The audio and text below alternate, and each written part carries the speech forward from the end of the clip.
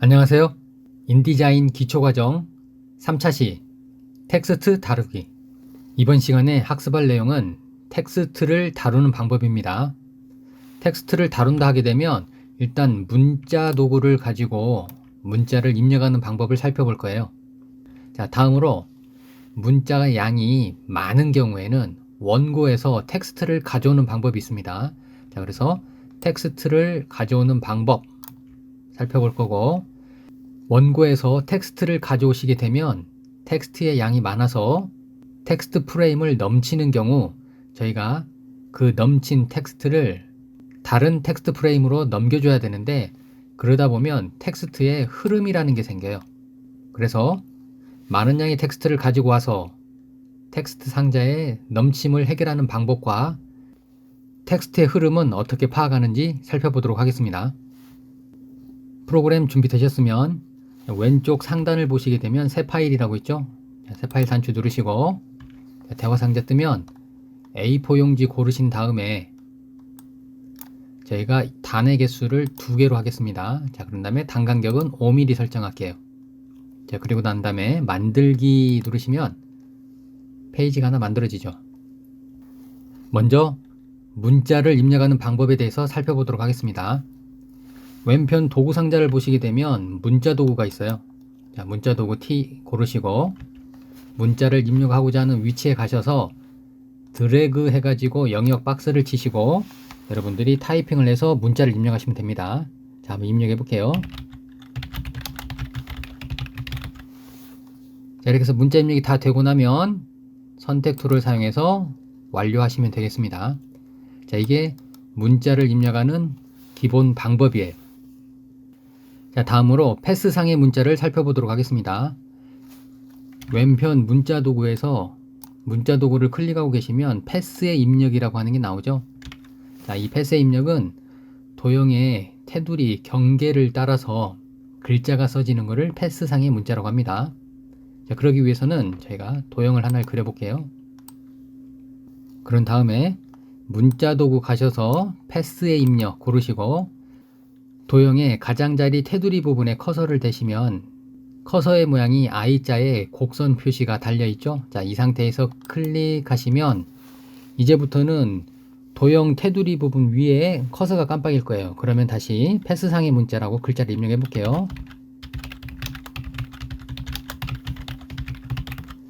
자, 패스상의 문자를 입력합니다 라고 제가 글자를 다 입력을 했습니다. 자, 보시는 것과 같이 글자가 이렇게 경로를 따라서 입력이 되죠. 자, 이 상태에서 제가 왼편 도구 상자에서 직접 선택 도구인 흰색 화살표를 선택을 하고 이 도형을 잘 살펴보시게 되면 도형에 이렇게 법선이 하나 나와요. 오자 모양 같이 생겨 있는 거. 자, 이거는 지금 텍스트의 방향을 나타내고 있는데 텍스트가 원의 바깥쪽으로 향해 있다 이런 뜻이에요. 자, 이 법선 모양을 여러분들은 클릭해서 드래그 해가지고 안쪽으로 밀어 넣으시면 텍스트의 방향이 안쪽으로 바뀝니다. 자, 다시 한번 볼게요. 자, 여기 텍스트의 방향 표시입니다. 자, 얘를 클릭해서 바깥쪽으로 텍스트를 입력하라 그러면 글자가 도형의 바깥쪽으로 입력이 되죠. 클릭해서 안쪽으로 밀어 넣으면 도형의 안쪽으로 글자가 써지죠. 자, 그래서 글자의 방향을 바꿀 수가 있고, 자, 다시 바깥쪽으로 빼서 자, 이번엔 위치를 한번 바꿔볼게요. 입력되어진 텍스트 앞쪽에다가 커서를 대시게 되면 커서의 모양을 잘 보시면 자, 이렇게 A자 모양 같이, 즉 현재 위치부터 앞으로 진행한다 하는 표시가 있죠. 자, 이 표시가 나타났을 때 해당 표시를 클릭해서 드래그를 하시게 되면 글자가 경로상에서 어느 위치에 놓일 건가 위치를 조절할 수 있습니다. 자, 다시 한번요. 커서를 텍스트가 입력이 되어진 앞쪽에다가 커서를 대시면 커서의 모양이 A자 모양으로 바뀌죠. 자, 이 상태에서 클릭해서 드래그를 하면 패스를 어디에 놓을 수 있는지 패스의 위치를 바꿀 수가 있어요. 자, 그리고 자, 여기 시작 위치는 여기서 시작하는데 끝나는 위치는 여기서 끝납니다. 그래서 여기가 시작, 그 다음에 끝부분 이렇게 표시가 있으니까 이 범위 내에서 패스를 움직일 수가 있습니다. 자, 그런데 여기서 한 가지 주의하실 점은 글자를 쭉 옮기시다가 만약에 끝 위치를 넘어가게 됐어요. 그러면 이렇게 빨강색으로 끝 위치를 넘어갔다고 넘친 표시가 떠요. 그러면 여러분들은 다시 위치를 조절하시거나 아니면 끝 위치를 바꿔주시면 되겠습니다. 그러면 글자가 제대로 나오죠. 다음으로 영역 문자에 대해서 살펴보겠습니다. 왼편 도구 상자에서는 영역 문자라고 하는 건 없지만 숨은 기능으로 저희가 문자를 이 도형 안에다가 입력할 수 있어요.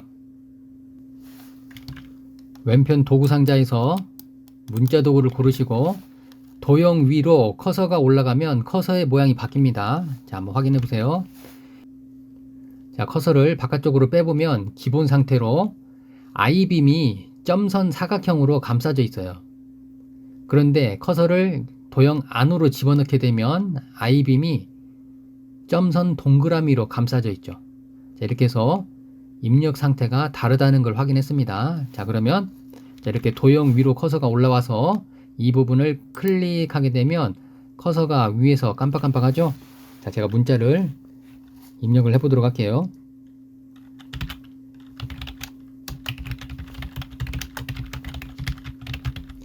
자, 이렇게 해서 제가 내용을 입력해 보면 도형을 넘치지 못하고 도형 안쪽에만 내용이 채워지죠. 자, 내용을 좀 더 채우기 위해서 저는 여기서 인디자인에서 제공하는 기본 샘플 텍스트를 한번 넣어보도록 하겠습니다. 문자 메뉴에 자리 표시자 텍스트로 채우기 하시면 영역 안에 특별한 의미는 없지만 많은 문자열로 우리가 원하는 만큼 채워줍니다. 자, 한번 해볼게요. 클릭. 자, 그랬더니 이렇게 내용이 들어가죠. 잘 보시면 이렇게 도형 안에만 내용이 입력됩니다. 자, 그래서 이거를 저희가 영역 문자라고 하는 겁니다. 자, 여기서 잠깐 팁으로 여러분들이 자리 표시자 텍스트를 채울 때 한글이 채워질 수도 있고 영어가 채워질 수도 있는데, 자, 지금 영어로 채우기가 됐어요. 문자 입력 상태에 따라서 언어가 다르게 인식이 되면 이렇게 나오는데, 자, 제가 Ctrl Z 눌러서 취소하고 한글로 채우는 방법을 설명드릴게요. 자, 문자 메뉴에 가서 자리 표시자 텍스트를 실행을 할 때 컨트롤 키를 누르고 실행을 하시게 되면 이렇게 언어를 고를 수가 있어요.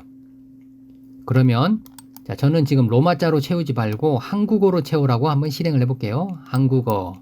그런 다음에 확인 단추를 누르게 되면 자, 샘플 문자열이 한글로 채워지죠. 자, 이렇게 해서 자리 표시자 텍스트로 채우는 기능까지 살펴봤습니다. 자, 이렇게 문자가 입력이 되고 나면 글자를 원하는 부분만 지정을 하실 때에는 클릭해서 드래그를 하시게 되면 이렇게 블럭으로 잡히죠. 자, 이렇게 원하는 부분이 블럭으로 지정이 되면 오른쪽 속성 패널에서 글씨체, 글자의 크기, 그 다음에 행간격, 정렬 방식 등을 여러분들이 지정을 하실 수가 있습니다. 서식을 지정하는 방법에 대해서는 저희가 다음 시간에 스타일을 만들어서 등록하면서 좀 더 자세히 살펴보도록 할게요. 자, 다음으로 텍스트 가져오기에 대해서 살펴보도록 하겠습니다. 자, 화면 한번 정리할게요. 전체 선택 Ctrl A 누르시고 키보드에서 딜리트 키 누르면 지워지죠. 자, 지금은 저희가 간단하게 텍스트 상자를 하나를 만들어서 자, 여기에 글자를 입력하는 방법을 살펴봤는데, 사실 이렇게 입력하시는 거는 적은 양의 텍스트를 입력을 할 때 사용하는 방법이었고, 많은 양의 문자열을 입력을 하시려고 그러면 원고를 준비하고 그 원고를 한 번에 불러오시는 방법을 쓰시면 편리합니다. 자, 그래서 준비되어진 원고를 가지고 저희가 그 안에 있는 내용을 불러오는 방법을 살펴보도록 할게요. 자, 먼저 다운로드 받으신 원고 파일을 열어보도록 할게요. 원고 파일에 있는 내용을 저희가 가져오기 위해서 탐색기 실행하시고 다운로드 받으신 소스 폴더에 가셔서 원고라고 되어 있는 txt 문서 파일을 한번 열어볼게요. 원고 파일을 더블 클릭하시게 되면 자, 보시는 것과 같이 이렇게 문서가 열립니다. 자, 그러면 저는 가져가고 싶은 내용을 드래그해서 복사를 한 다음에 컨트롤 C 눌러서 복사, 인디자인 오셔가지고 붙여넣기 컨트롤 V 하시면 텍스트가 이렇게 들어와요. 그러면 여러분들이 원하는 위치에다가 배치하시고 텍스트 프레임의 크기를 조절을 해서 텍스트를 입력을 하시면 됩니다. 자, 이게 첫 번째 방법이고, 두 번째 방법은 복사가 아닌 가져오기 명령을 사용해 보도록 하겠습니다. 왼편 파일 메뉴에서 가져오기를 실행한 다음에, 자, 마찬가지로 소스 폴더에 가서 원고 파일을 고르는데, 자, 이때 중요한 것이 아래쪽 옵션을 보시게 되면 가져오기 옵션 표시가 있어요. 자, 이거 체크하시고 열기 단추를 누르게 되면 문서를 불러올 때 문자 세트를 어떻게 할 것인지 옵션이 있습니다. 이게 기본적으로 UTF-16으로 되어 있으면 문서의 내용을 불러올 때 글자가 깨져 보여요. 확인해 볼게요. 확인. 자, 그런 다음에 드래그 해보면 글자가 깨져서 보이죠? 자, 취소할게요. 그래서 여러분들이 원고를 불러올 때 깨져 보이지 않게끔 하시려고 하면 원고 파일을 선택하시고 여기 가져오기 옵션을 체크를 꼭 해서 열기에서 대화 상자 뜨면 이 부분을 UTF-8로 바꿔주신 다음에 가져오시면 글자가 드래그해서 크기 지정했을 때 제대로 잘 보이게 됩니다. 그래서 혹시라도 텍스트 가져오기를 실행했을 때 글자가 깨져 보이시는 분들은 제가 금방 설명드린 내용을 잘 확인하시면 되겠습니다. 자, 다음으로 텍스트 흐름에 대해서 살펴보도록 하겠습니다. 먼저 여러분들이 텍스트를 가져오기를 실행을 해서 이렇게 어느 정도 크기를 잡아서 텍스트를 안에 불러들이면 텍스트의 내용이 짧아서 다 보이면 상관이 없는데, 자, 오른쪽 아래 보시게 되면 이렇게 빨강색 더하기 표시가 떴어요. 이 빨강색 더하기 표시는 텍스트의 내용이 넘쳤다는 뜻입니다. 자, 그러면 지금 이 텍스트 프레임이 영역이 좁아서 아래 내용이 더 많기 때문에 이 넘친 부분을 제대로 보이게끔 해줘야 돼요. 그러지 않으면 아래쪽에 오류가 생겼다고 알림을 표시합니다. 자, 그래서 이 넘친 부분은 커서를 이 빨간색 더하기 표시를 눌러서 커서에 넘친 내용을 이어받은 다음에 원하는 위치 가서 드래그를 하게 되면 이 만들어진 텍스트 상자의 내용이 전달이 돼요. 전달했는데도 또 모질라네요. 그러면 한 번 더 할게요. 클릭해서 또 이어받아 가지고 텍스트 상자를 만들어 주는 거죠. 자, 이런 식으로 여러분들이 텍스트 상자를 여러 개를 만들어서 내용을 쭉 이어줄 수가 있는데, 이렇게 하다 보면 텍스트 상자가 여러 개가 있어서 어떤 게 1번이고 어떤 게 마지막 건지 모르죠. 자, 지금 저희가 만든 거는 이게 1번, 2번, 3번입니다. 자, 저희는 만들면서 알았지만 다른 사람이 봤을 때에는 이 순서를 잘 모를 수도 있어요. 그래서 텍스트가 어떻게 흐르고 있는지 저희가 파악하는 방법은 상단에 보기 메뉴 가시게 되면 기타 메뉴가 있습니다. 여기에서 텍스트 스레드 표시라고 되어 있는 게 있죠. 자, 이거를 클릭을 하시게 되면 글자가 어떻게 흐르는지 텍스트의 흐름을 표시해줘요. 자, 실행해 볼게요. 클릭. 자, 그랬더니 자, 보시는 바와 같이 첫 번째 텍스트 상자의 오른쪽 아래에서 넘친 내용이 나와서 두 번째 텍스트 상자의 왼쪽으로 들어갔죠. 다음 두 번째 텍스트 상자의 오른쪽 아래에서 나와가지고 세 번째 텍스트 상자의 왼쪽으로 들어갔죠. 자, 이렇게 해서 텍스트의 흐름이 1번, 2번, 3번 이렇게 흐르는 것을 확인할 수가 있습니다. 자, 그래서 여러분들 보기 좋게 제가 다시 옆으로 늘려볼게요. 자, 1번, 2번, 3번 이렇게 좀 흩어놓으면 텍스트 상자가 있으면요, 왼쪽으로 들어와서 오른쪽으로 나간다 생각하시면 돼요. 화살표가 보이죠?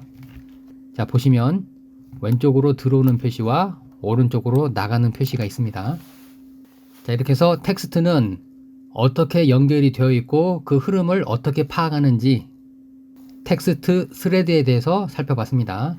자, 요 선들이 작업할 때 거추장스러우면 끄시면 되는데 보기 메뉴 가셔서 기타에 텍스트 스레드 숨기기 하시면 선이 안 보이죠. 다음으로 많은 양의 텍스트를 가져올 때 자동으로 내용을 펼쳐주는 방법에 대해서 살펴보도록 하겠습니다. 자, 화면 한번 정리할게요. 전체 선택해서 키보드에 딜리트 키 누르면 내용이 깨끗하게 지워지죠. 자, 저희가 문서에서 페이지를 만들 때 한 페이지에 지금 두 단을 만들어 놨어요. 1단하고 2단하고 이렇게 단이 두 개로 만들어져 있죠. 자, 그런데 이 상태에서 페이지를 좀 추가해 보겠습니다. 오른쪽 페이지 패널 가셔가지고 오른쪽 아래를 보시게 되면 자, 여기 새로 만들기 아이콘이 있습니다. 자, 요거를 클릭하셔서 자, 새 페이지를 만들었습니다. 하나 더 만들게요. 클릭. 그랬더니 두 개의 페이지가 자, 이렇게 펼친면으로 만들어졌죠.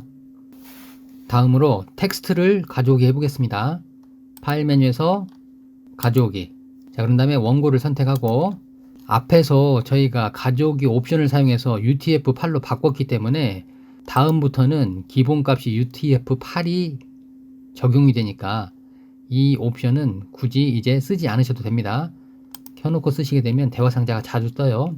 자, 그래서 저는 대화 상자 뜨지 않고 바로 실행을 할 거라 옵션 끄고 열기 할게요. 자, 그랬더니 커서를 보시면 커서에 텍스트의 내용이 따라붙죠. 자, 그러면 저희가 만들어 놓은 페이지는 지금 두 단으로 단이 만들어져 있기 때문에 제가 여기 단을 클릭을 하게 되면 텍스트가 자동으로 알아서 그 단으로 들어가요. 자, 그런데 오른쪽 아래 내용이 많아갖고 넘쳤다는 표시가 뜨죠. 자, 그러면 이거 이어받으려면 여기 빨간색 더하기 표시를 클릭합니다. 자, 그러면 커서에 넘친 내용이 따라붙죠. 자, 그러면 두 번째 단에다가 넣어줘라. 그런데 또 모질라죠. 자, 그러면 넘친 부분 이어받아서 다시 다음 페이지에 클릭하면 자, 이렇게 해서 세 개의 단에 걸쳐서 텍스트가 쫙 뿌려집니다. 자, 지금 제가 한 방법은 텍스트를 불러와서 넘치는 내용을 확인하고 원하는 프레임에다가 넘겨줬어요. 또 텍스트 프레임을 넘치니까 내용을 이어받아서 다음 프레임에다가 넘겨줬죠. 자, 그런데 이렇게 매번 클릭해서 넘겨주고 클릭해서 넘겨주는 게 번거롭죠. 그래서 이번에는 자동 작업을 한번 살펴보도록 할게요. 자, 명령어 취소하겠습니다. 컨트롤 Z 눌러서 명령 취소. 자, 텍스트를 가져오기를 실행을 하실 때 여기 저희가 첫 번째 단을 클릭할 때 Shift 키를 누르고 클릭을 하시게 되면 자동으로 쫙 뿌려줘요. 한 번에 싹 들어오죠. 자, 이게 텍스트를 자동으로 가져오는 방법입니다. 자, 이번에는 수동도 알아봤고 자동도 알아봤으니까 반자동을 살펴보도록 할게요. 자, 다시 한번 내용 싹 지우시고 파일 메뉴에서 가져오기를 하는데 원고를 가져올 거예요. 자, 그런데 이번에 여기 단을 클릭을 할 건데 이 단을 클릭할 때 Shift는 자동이라 그랬죠. 그런데 이번에는 Alt를 누르게 되면 Alt를 잘 보시면 커서의 모양에 보시면요, 화살표 구부러진 표시가 진하게 실선으로 그려져 있어요. 자, 이 상태에서는요, 클릭을 하면 자, 보시는 것처럼 아래에 넘친 표시가 커서로 넘어왔죠. 자, 그래서 넘친 내용을 바로 커서에 이어받았기 때문에 Alt키 누르고 클릭을 하시게 되면 넘친 표시 대신에 커서에 따라 붙습니다. 자, 그래서 다시 넘겨주고 또 다시 넘겨주고, 그래서 더 이상 넘겨줄 게 없으면 내용이 안 나오는 거예요. 자, 이게 반자동이라고 생각하시면 됩니다. 자, 그래서 커서의 모양을 잘 보시면 자동을 쓰기 위해서 Shift 키를 누르면 텍스트의 흐름 표시로 구부러진 화살표가 실선으로 나오죠. 하지만 Alt 키를 누르게 되면 텍스트 흐름 표시, 구부러진 화살표가 반절만 나오죠. 자, 이렇게 해서 자동, 반자동 구분해서 쓰시면 됩니다. 자, 그리고 커서에 붙어 있는 텍스트를 취소 처리하시려면 ESC 키 누르면 취소됩니다. 자, 그래서 예를 한번 보여드리면, 자, 텍스트 상자를 사용해서 자, 제가 여기 윗부분에 이만큼 텍스트를 하나를 가져올 거예요. 다음으로 두 번째, 가운데 부분에다가 텍스트 상자 하나 만들 거고, 마지막으로 아래쪽에 조그만하게 텍스트 상자를 만들 겁니다. 자, 그런데 지금 이렇게 텍스트 상자를 3개를 놓게 되면 어디가 1번이고 어디가 2번인지 헷갈릴 수 있죠. 보통은 첫 번째 단위 1번으로 생각하니까. 자, 그래서 저는 자, 여기 첫 번째 텍스트 상자의 오른쪽 아래에서 나와서 두 번째 텍스트 상자의 왼쪽으로 들어가라고 클릭하면 링크가 형성이 됐습니다. 자, 그리고 두 번째 텍스트 상자에서 오른쪽 아래에서 넘친 내용이 나와서 다음 세 번째 텍스트 상자의 왼쪽으로 들어가라 해준 거죠. 보기 메뉴에서 기타에 가셔가지고 텍스트 스레드를 표시하라 그러면 자, 보시는 것처럼 1번에서 나와서 2번 왼쪽으로 들어갔죠. 2번 오른쪽에서 나와서 3번 왼쪽으로 들어갔죠. 그래서 1번, 2번, 3번으로 텍스트의 흐름이 만들어진 거예요. 자, 여기에 자, 저는 이미지를 여기다 넣고 싶어요. 그래서 자, 저는 이미지를 넣고 싶은 부분이 자, 여기에 하나. 자, 복사할게요. Alt키 누르고 드래그해서 자, 여기다 하나. 또 여기도 하나. 이렇게 해서 이미지를 3개를 넣을 겁니다. 자, 그러면 가져오기 실행해 볼게요. 프레임 선택하고 가져오기. 첫 번째 그림. 자, 그림이 크게 들어가서 맞춤할게요. 오른 마우스 눌러서 맞춤에 프레임에 내용 맞추기 하면 첫 번째 그림 보이죠? 자, 두 번째 거 가져오기 실행할게요. 컨트롤 D. 두 번째 거. 자, 그림 너무 크게 들어갔죠? 자, 오른 마우스 눌러서 맞춤에 프레임에 내용 맞추기. 자, 마지막으로 세 번째 프레임 선택하고 가져오기 실행합니다. 컨트롤 D. 자, 3번. 자, 이번에는 속성 프레임을 사용해 볼게요. 자, 오른쪽에 프레임 맞추기에서 자, 세 번째 아이콘 프레임의 내용 맞추기 클릭하면 자, 이렇게 그림은 들어갔죠. 자, 그러면 이제 텍스트를 불러올 차례네요. 자, 다음으로 텍스트를 불러올게요. 자, 가져오기 실행하고 원고 선택하신 다음에 열기. 자, 커서에 내용이 따라 붙으면 자, 첫 번째 거 클릭했더니 보시는 것처럼 1번, 2번, 3번으로 텍스트가 이어지면서 흐름이 생겼죠. 자, 이렇게 해서 오늘 텍스트 다루기 살펴봤습니다.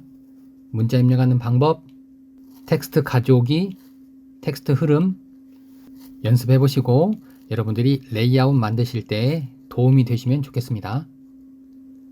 오늘은 여기까지 할게요. 수고하셨습니다.